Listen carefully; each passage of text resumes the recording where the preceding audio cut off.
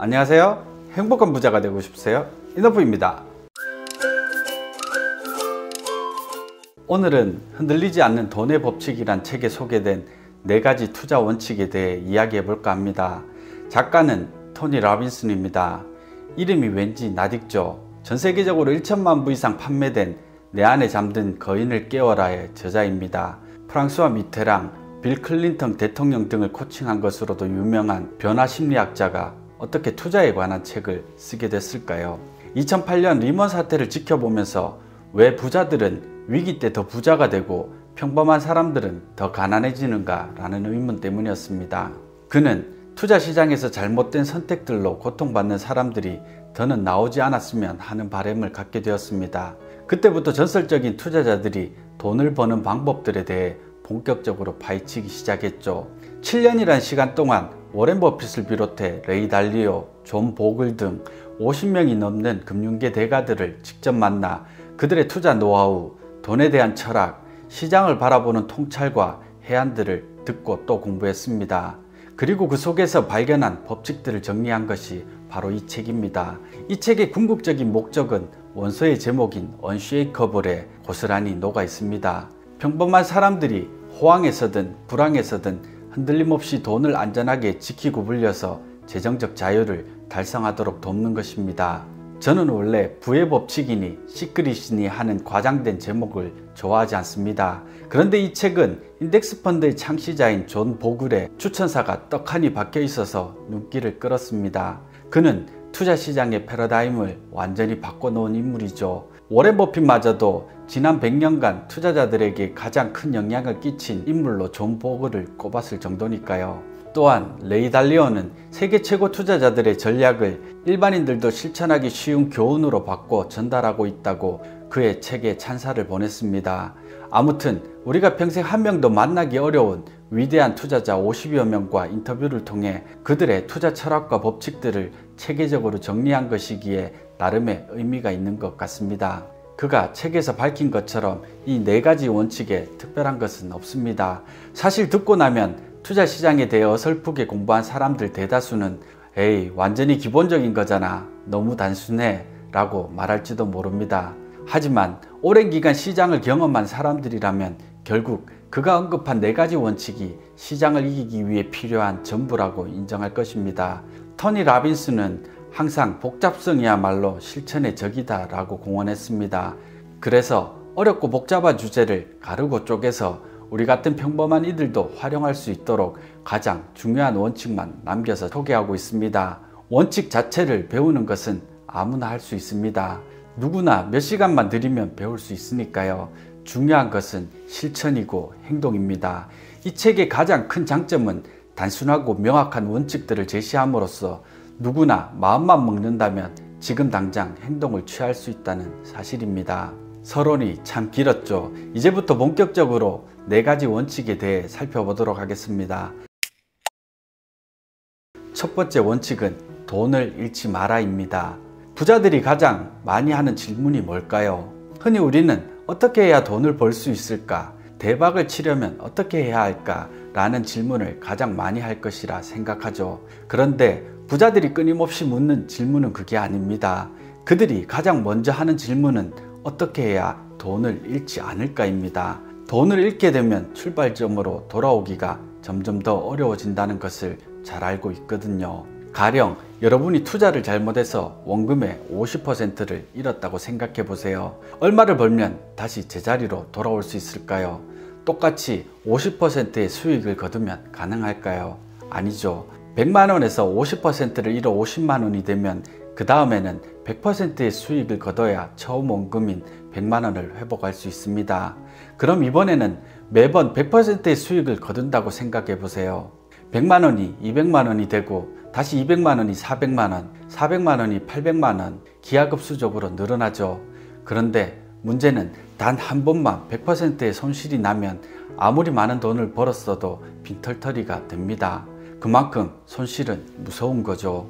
그러면 돈을 잃지 않기 위해서는 어떻게 해야 할까요? 무엇보다 먼저 금융시장이 예측하기 힘든 곳임을 받아들여야 합니다.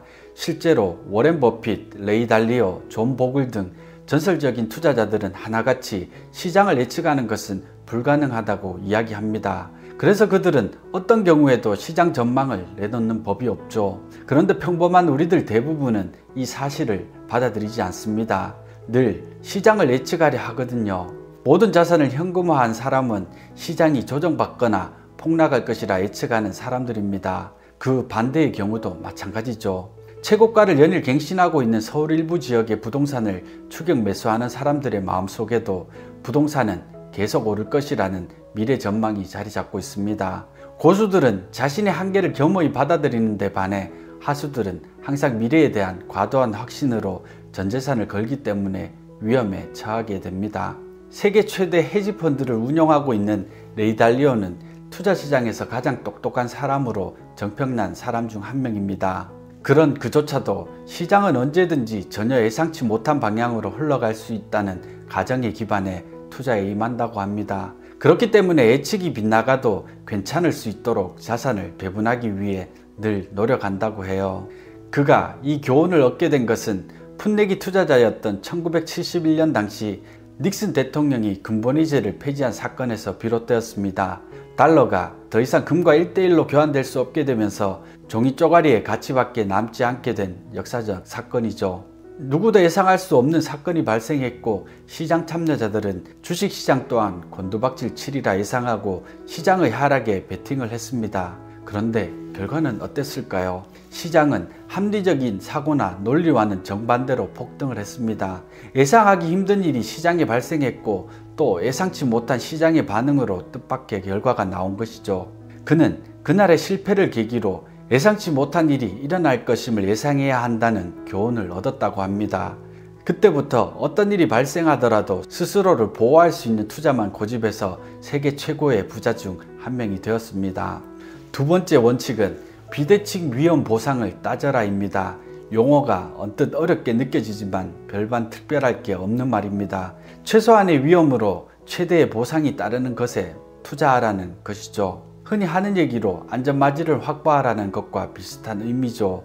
우리는 하이리스크, 하이리턴이라는 공식을 불변의 진리로 받아들입니다. 그런데 이건 도박사들이 주로 따르는 법칙입니다. 성공한 투자자들은 아무리 기대 수익이 높아도 그만큼 위험도 높다면 그냥 지나칩니다. 야구와 달리 모든 공에 방망이를 휘두를 필요는 없으니까요. 대신 낮은 위험이 수반된 높은 보상 기회를 찾는 데 온 힘을 쏟습니다. 그럼 우리 같은 개인들이 비대칭 위험 보상 기회를 얻을 수 있는 방법에는 어떤 게 있을까요? 시장의 비관주의가 팽배했을 때 투자하는 것입니다. 가령 2008년부터 2009년 사이 금융위기가 최고조에 달해 온 세상이 공포에 휩쓸렸을 때입니다. 폭락장은 누군가에게는 지옥인 반면 다른 누군가에게는 인생 최고의 선물이 될 수 있거든요. 시장의 헐값으로 나온 자산들이 발에 채일 정도로 굴러다니니까요. 2009년은 최고가 57달러였던 시티그룹의 주가가 주당 1달러 아래로 떨어졌던 시기였습니다. 1달러 아래로 떨어졌던 주가는 불과 5달 만에 5달러까지 치솟았고요. 워렌 버핏과 같은 가치 투자자들은 시장이 붕괴되고 패닉 상태에 빠질 때마다 거액의 현금을 들고 시장에서 큰 거래를 하죠. 공포와 혼란으로 점철된 시기는 바닥까지 떨어진 자산들을 평생 한번 볼까 말까한 가격으로 살 수 있는 기회를 주니까요. 부동산 시장에서는 주식시장과 같이 극단적인 일은 잘 일어나지 않습니다. 그래도 평생 동안 몇 번의 큰 기회는 찾아오죠. IMF 경제위기, 글로벌 금융위기와 같이 위기는 늘 반복되니까요. 집값이 30%, 심지어 50% 이상 하락하기도 하고 수익률 10%가 넘는 상업용 부동산들이 시장에 넘쳐납니다. 겁에 질린 사람들은 돈을 잃고 공포를 극복한 사람들은 큰 돈을 벌게 되는 때가 바로 하락장의 정점입니다. 언젠가 또다시 패닉이 찾아올 겁니다. 중국의 부동산 시장 붕괴로 위기가 찾아온다거나 전 세계적으로 풀린 유동성이 부작용을 일으킨다거나 예기치 못한 상황은 언제든 발생할 수 있습니다. 물론 그때가 언제일지 그 누구도 예측할 수는 없죠. 하지만 원칙을 세우고 지키는 사람만이 그런 때가 왔을 때 과감하게 행동으로 옮길 수 있습니다. 그래서 원칙이 중요한 것이죠. 세 번째 원칙은 세금 효율을 최대한 높여라입니다. 이는 비단 세금뿐 아니라 각종 수수료 등 거래 비용을 포괄한 개념입니다. 이 책에서도 한 파트를 통째로 활용해 인덱스 펀드의 장점을 소개하고 있습니다. 일반 투자자들은 무조건 거래 비용이 큰 액티브 펀드를 멀리해야 한다고 수없이 강조하고 있죠. 왜 인덱스 펀드에 장기 투자하는 것이 유리할까라는 제 이전 영상에도 자세히 소개된 적이 있습니다. 궁금하신 분들은 이전 영상을 참조하시면 좋을 것 같아요. 정부가 세제 혜택을 제공하는 상품들은 늘 관심을 가져야 할 대상입니다. 위기 때마다 부동산 시장이 반등할 수 있었던 것도 정부가 제공한 세제 혜택 등 각종 부양책 때문이었습니다. 그런데 지금은 정부가 부동산 시장의 왜곡을 바로잡기 위해 주택 관련 세금들을 올리고 있죠. 그래서 다주택자들의 세금 부담은 계속 커질 겁니다. 부동산 불패 신화는 결국 세금 부담이 커지면서 잡히게 될 가능성이 크고요. 하지만 합법적인 수단으로 세금 부담을 줄이는 것은 전혀 비도덕적이거나 부당한 일이 아닙니다. 토니 라빈스는 정부가 당신의 돈을 제멋대로 쓰게 만들지 말고 그 돈을 어디다 쓸지 당신 스스로가 결정하라고 합니다. 세금은 아낄 수 있는 만큼 아끼라고 이야기합니다. 그 대신 아낀 세금을 자신이 개인적으로 중요하다고 생각하는 대의를 위해 사용함으로써 삶을 더욱 풍요롭게 하라고 조언합니다. 실제로 그는 세금을 최대한 줄여서 얻게 된 것들을 다른 이들에게 선물하는 방법으로 실천하고 있습니다. 피딩 아메리카라는 비영리 기관과 함께 지금까지 2억 5천만 끼니를 무료로 제공해 왔으며 인도에서는 25만 명에게 매일 깨끗한 물을 제공하고 있습니다. 실제로 이 책의 수익금 또한 전에 가난한 이들에게 식사를 제공하는 데 쓰여질 예정입니다. 전 세계적인 베스트셀러 작가이니 결코 무시할 수 없는 돈이겠죠. 다만 세제 혜택에 투자할 때 반드시 주의해야 할 사항이 있습니다.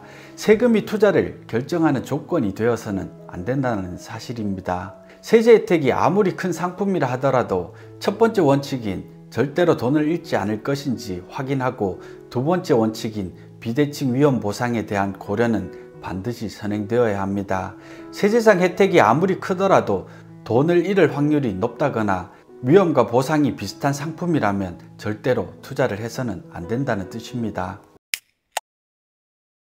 4대 핵심 원칙 중 마지막은 투자 원칙에서 가장 중요한 동시에 가장 기본적인 분산 투자를 하라입니다.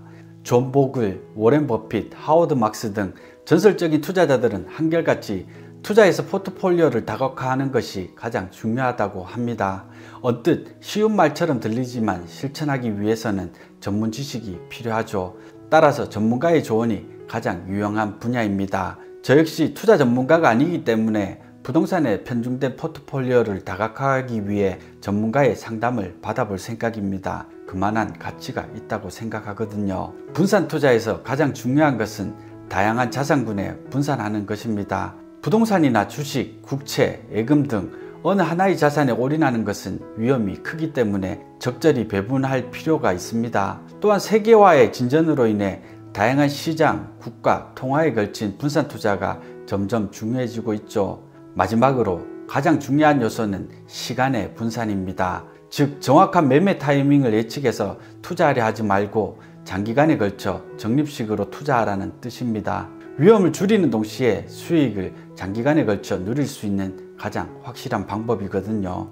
분산 투자 전략이 중요한 이유는 익숙한 것에만 매달리는 본성으로부터 우리를 보호할 수 있기 때문입니다. 특정한 방법 또는 자신이 잘 알고 있다고 생각하는 개념에 익숙해지면 사람들은 그것에만 매달리고 싶은 유혹에 빠지기 쉽죠. 그 결과 하나의 분야에만 집중하게 됩니다. 가령 우리나라의 경우 부동산 불패 신화가 뿌리 깊게 작용해왔고 실제로도 높은 수익을 보장해왔습니다. 그래서 부동산 투자의 비중이 전 세계에서 가장 높죠. 온 국민이 부동산 시장에 매달려 있으니까요. 하지만 세상에 영원한 것은 존재하지 않습니다.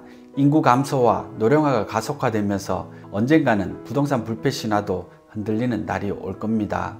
모든 것이 돌고 돌거든요. 지금 잘 나가는 분야가 동면에 들어갈 수도 있고 지금은 아무도 관심을 갖지 않는 저평가된 분야가 주목받게 되는 경우도 생기니까요. 1980년대까지 세계에서 가장 빠른 성장률을 보였던 일본의 자산시장은 그 이후 오랜 기간 침체의 늪에 빠져들었죠. 반대로 2008년 서브프라임 모기지 사태의 진원지였던 미국은 역설적이게도 그 이후 전 세계 시장에서 가장 높은 성장세를 구가하고 있습니다. 곧 미국을 따라잡을 것이라던 중국의 성장세도 이제는 예전 같지 않습니다. 반면 브렉시트로 거덜날 것이라던 영국 경제는 오히려 점차 살아나고 있습니다. 한 치 앞도 예상할 수 없다는 뜻입니다. 분산 투자의 핵심은 전 세계를 대상으로 투자하는 것입니다. 지구를 하나의 자산 시장으로 인식해서 투자하는 거죠. 전쟁이나 질병, 각종 재해는 늘 일어날 겁니다. 때로는 선진국 시장이 성장을 이끌 때도 있고 반대로 신흥국이 성장을 주도할 때도 있을 것입니다. 이처럼 세계는 앞으로도 많은 변화가 있을 것입니다. 하지만 변하지 않는 한 가지 사실은 어쨌거나 우리 인류는 성장하고 발전해 간다는 사실이죠. 그러니 전 지구를 하나의 시장으로 보고 인류가 끊임없이 발전해 간다는 것에 베팅하는 것이 실패하지 않는 가장 확실한 방법입니다. 혹자는 현금 보유가 가장 확실한 투자가 아니냐고 반문할 것입니다. 그런데 그건 사실이 아닙니다. 가장 확실한 실패 방법이죠. 세계 경제가 성장하는 만큼 물가도 오를 것이며 그만큼 화폐 가치는 떨어질 것이기 때문입니다. 최소한 물가 상승률만큼의 수익이 있어야 본전이라도 할 수 있다는 뜻이죠. 그래서 투자는 선택이 아니라 필수입니다. 분명 이 책은 누구나 이해할 수 있을 정도로 쉽게 쓰였습니다. 900페이지에 달했던 그의 이전작 머니에서 엑기스들만 따로 모아 쉽게 풀이한 것이라 보면 됩니다. 다만 대부분의 사례들이 미국을 중심으로 쓰여졌기 때문에 우리 눈높이에 맞지 않는 부분들도 꽤 있습니다. 그러니 꼭 책을 사서 보실 필요는 없습니다. 가까운 도서관에서 빌려 읽어보시고 곁에 두고 보고 싶다는 분들만 구매해서 보시면 좋을 것 같아요. 오늘 영상은 이것으로 마치겠습니다. 여러분 행복한 부자 되세요. 고맙습니다.